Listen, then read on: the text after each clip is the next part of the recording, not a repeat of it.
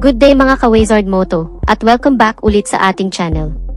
Slowly but surely ay unti-unti na ngang idinadala ng mga ilang motorcycle unit ang ilang motorsiklo na itinampok at ni-review natin sa ating channel nitong mga nakalipas na buwan o taon na nung una ay akala natin na imposibleng dalhin sa Pilipinas.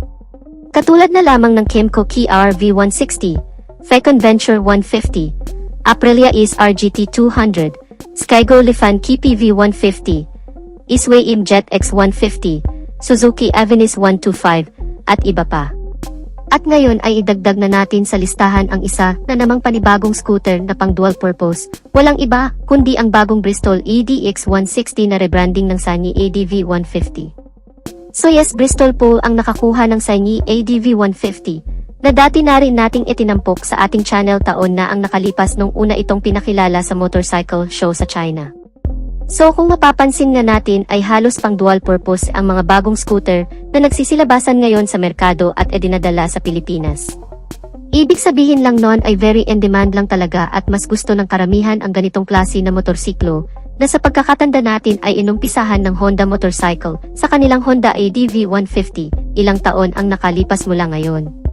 Sa video na to ay pag-uusapan natin kung ano-ano ang mga kakayanan nitong bagong labas na Bristol ADX 160 na pang-compete niya sa ibang adventure scooter na kasalukuyang minamarket ngayon dito sa Pilipinas, lalong-lalo na sa nangungunang Honda ADV 160. Ano-ano ba ang mga pang-market nito, ang kanyang specs at features? Lahat ng yan ay i-discuss natin sa video na to. Pero bago yan ay huwag kalimutan na mag-subscribe at mag-follow sa ating channel. Hit mo na rin ang like at notification bell icon bilang suporta sa ating munting channel. Ang una agad nating mapapansin sa motor na ito ay ang kanyang pagka-dual purpose na looks na sobrang lakas ang dating napaka-brusko nitong tingnan na may malalaki at specky na gulong at kung mapapansin nyo naman ay naka-spoke rim wheels na ito at naka-naked handlebar, bagay na bagay talaga ito pang rakrakan sa off-road. Dito sa kanyang harap ay meron itong mahabang windshield with its brand name na Bristol. Adjustable na din ang kanyang windshield na pwedeng i-adjust pababa o pataas. Naka-LED ang headlight nito, naka-projector headlamps, na talaga namang pangmalakasan ang ilawan ng motor na ito. Meron itong daytime running light na nakapalibot lang sa projector headlights nito, with its turn signal lights na nasa gilid lang din ng headlights. All LED na ang lighting system ng motorsiklong ito. At kung mapapansin natin ay meron siyang parang beak o nguso na bumagay naman at mas nakadagdag pa sa forma ng kanyang front face. Overall looks ay wala akong masasabi, talagang ito ang tipong motor na papangarapin ng lahat. Mapunta naman tayo sa kanyang features. Isa sa pinaka-highlight ng motor na ito bukod sa kanyang pagka-adventure scooter ay ang kanyang modern at high-tech na instrument cluster. Very wide na ang screen nito, kitang-kita ang mga naka-display, very elegant looking at napaka-high-end. Anyway, naka-TFT display na pala ito, at kompleto na rin ang mga icons and indicators na nakapaloob dito. Like temperature check, RPM, speedometer, check engine, ABS indicator, clock, turn signals indicator, trip meter at fuel level. At ang pinakamalupit pa nito na features mga kamoto, ay meron itong kakayahan na i-connect ang system ng motor sa cellphone. Just like sa Yamaha Connect na feature, meron na din itong built-in na maps at GPS at pwede kang mag-navigate sa dashboard ng motor. At masasabi natin na mas advanced pa ito dahil meron itong screen mirroring na option, kagaya ng sa Smart TV. Sa pagkakaalam natin ay ito pa lang ang adventure scooter na may technology na mirroring, so napaka-impressive naman pala ang bagong technology na meron ang motor na ito. Dito naman sa kanyang handlebar, meron itong backlight sa mga switches, nakakadagdag sa pagiging premium nito at visibility sa gabi, at naka-naked handlebar din ito, so very sporty talaga ang datingan. For other important features, meron itong hazard lamps for emergency purposes. Meron din itong idling stop and start, gaya ng sa Yamaha at Honda. Ang function nito sa hindi pa nakakaalam ay kung hihinto ang motor sa traffic ng mga at least 3 seconds, ay kusa nang namamatay ang makina, at kusa naman itong aandar muli kapag ipihit na ang selenyador.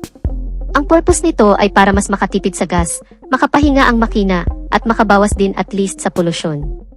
In terms naman sa safety features ay meron itong single-channel ABS o anti-lock braking system na pwede mong i-switch off and on at alam na natin ang function ng ABS, piniprevent nito ang pagka-lock ng gulong kung sakaling merong biglaang pagpreno na pwedeng magresulta sa pagkadulas at pagkasemplang. Pangalawang safety features ay ang side stand engine cut-off switch na hindi aandar ang engine kapag ka nakababa ang side stand ng motor. At hindi rin ito papahuli dahil naka-keyless entry na ito, dagdag safety, at bawas hassle dahil remote na lang ang gagamitin para mapaandar ang motor. Meron din itong front pocket o glove box at nakapaloob naman dito ang kanyang USB charging port. Talagang mapapaw ka sa dami ng magagandang features ang motor na ito. Kung akala mo ay tapos na, wait, there's more. Naka-upside down fork na ang suspension niya sa harap at naka-dual air shock with sub-tank naman sa likod na may golden na kulay pariho. So alam naman natin sa ganitong mga suspension ay build talaga ito for performance, pang off-road talaga. Big bike na talaga ang datingan ng scooter na to. Mapunta na tayo sa kanyang engine specification. Meron itong exact engine displacement na 155.6 cubic centimeter, 4-stroke, liquid-cooled, single overhead cam, single cylinder, 2 valves. Good news na din dahil naka-fuel injected na, at naka-CVT type transmission. Meron naman itong maximum torque of 14 Nm at 5,500 RPM. Ang front brake ay naka-wavy disc brake, with 2-piston caliper at equipped ng anti-lock braking system o ABS, so again naka-spoke wheels na po ito o naka-rem set. Meron naman itong tire sa harap na 110/80 with 14-inch rim size. Sa likod naman ay 130/70 with 13-inch rim size, naka-dual sports type na ang tire at tubeless. Rear brake ay naka-single disc brake, 1-piston caliper at wala pong ABS system, sa harap lang po ang may anti-lock braking system. Fuel tank capacity ay 11 liters so hindi na rin masama. Meron naman itong average fuel consumption na 43 km per liter at ang fuel tank niya ay nasa central spine na hindi mo na kailangan buksan ang upuan para magpagas. Seat height ay 790 so medyo may kataasan ng kaunti pero kaya pa rin naman ng mga 5 plot basta marunong ka lang talagang humawak at magdala ng motorsiklo. Overall na bigat naman ay nasa 137 kilograms. So medyo magaan lang, at may wheelbase na 1,330 mm.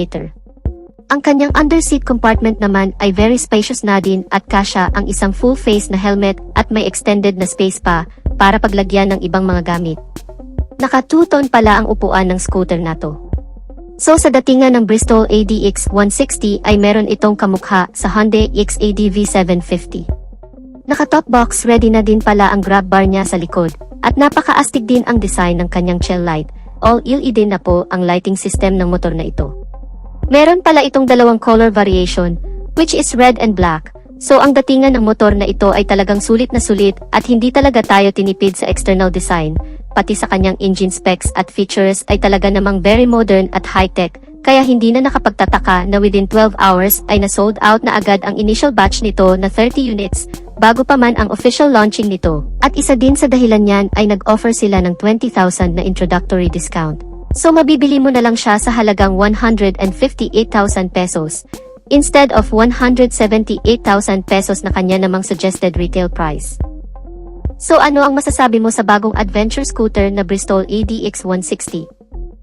Just comment your thoughts in the comment section below. At dito na natin tatapusin ang video natin mga ka-Wizard Moto. Sana nagustuhan ninyo ang video, at kung nagustuhan nyo ay pakipindot ang like button bilang suporta na rin sa ating channel, at sa mga hindi pa nakasubscribe ay inaanyayahan ko kayo kapatid na mag-subscribe sa aking channel, para lagi tayong updated sa mga videos na i-upload ko pa. Maraming salamat sa walang sawang pagsuporta. Ride safe and God bless.